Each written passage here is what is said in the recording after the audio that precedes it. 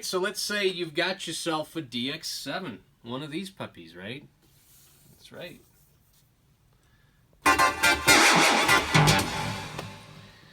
Absolutely beautiful keybed, beautiful aftertouch strip. Nothing quite like it.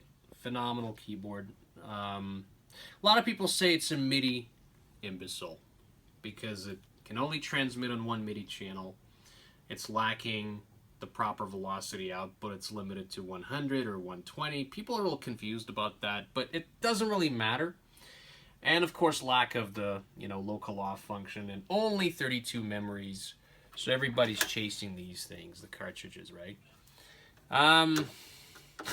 If you paid 50 or 100 bucks for one of these, we gotta talk. Unless you're a collector. Right, velocity sensitivity.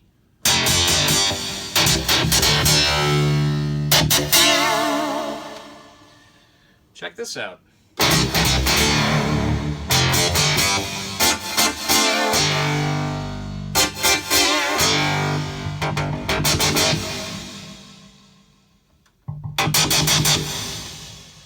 Effectively, what I'm doing here is I've got, watch this monitor here.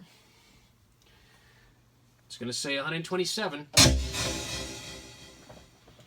Now, here's me striking a key on the DX7 anywhere. There we go. Trying to prevent it from spitting out aftertouch events. Now, that's something we could deal with as well. But as you can tell, there's a little transformer up there that is basically taking the output of the DX7, which in my case, well, the MIDI input rather, and it's processing it and it's scaling that velocity. So if you're all concerned with using it as a controller, that's not a sort of massive issue because everything can be scaled. And again, this is Logic. In Reaper, Pro Tools, I don't know what DAW does not have MIDI kind of input processing. In other words, velocity output, too easy, way too easy.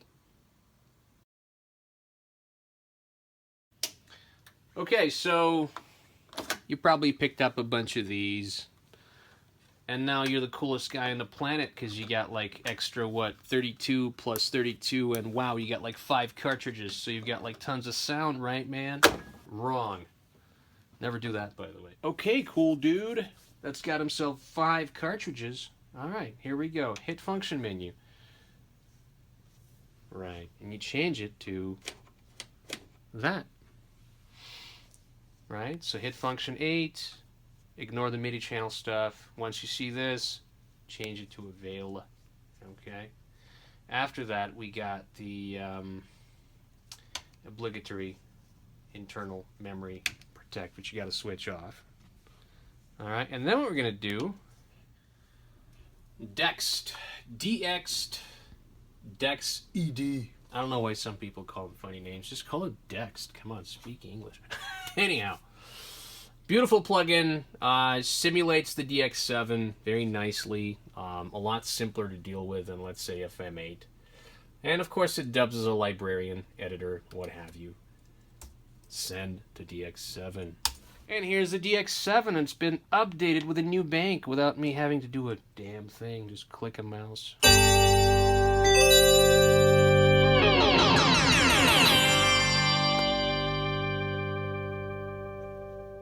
Alright, so if you do not like running plugins inside your DAW, get one of these guys, Standalone app, and it pretty much does the same thing, can put all kinds of system exclusive stuff in it, and then just hit that play button.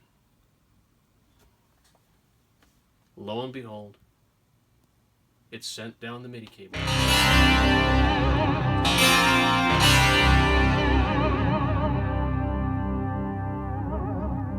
Love the aftertouch on the DX7.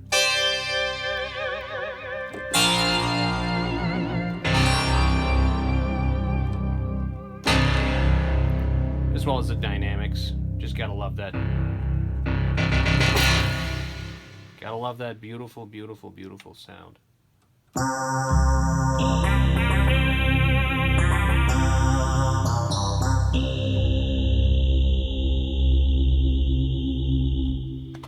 So here we go. I've only got like, what, 300,000 banks multiplied by 32. You guys do the math. Okay, so you may have noticed that regardless of what I send to the DX,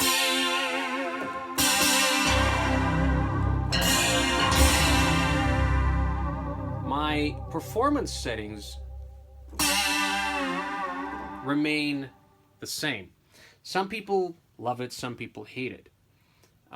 If you really want your performance settings to be per patch, which kind of begs the question of, like, when you dump a bank of 32 sounds to it, you just sit there and edit it for every sound? Good luck with that, guy. I set up 3 buttons in Logic that have, you know, my favorite performance settings. Dump it to the DX, it becomes, you know, an ultimate solo machine, then it's suddenly a pad and portamento beast, what have you. But the bottom line is, if you've got one of these connected to a computer, don't worry about storing performance settings per patch. Don't worry about the amount of memories on the DX. Don't worry about these things. God, get one and stick it in there. The only thorn is local off. That's kind of the only problem. If that bothers you, again, there are ways to configure your sequencer to kind of deal with that. So, again, velocity, easy fix. Patch memories, easy fix. Performance, highly customizable stuff, as long as you got a sequencer, DAW. There we go. I just thought I'd put it out there because there's way too much focus on these, you know, upgrades. And, you know, E-cards are great if you can get one. SCR7's not bad if you really want one. Still doesn't give you the local off, by the way. And Supermax I haven't played with yet. Apparently that's really nice too. But anyhow, like and subscribe.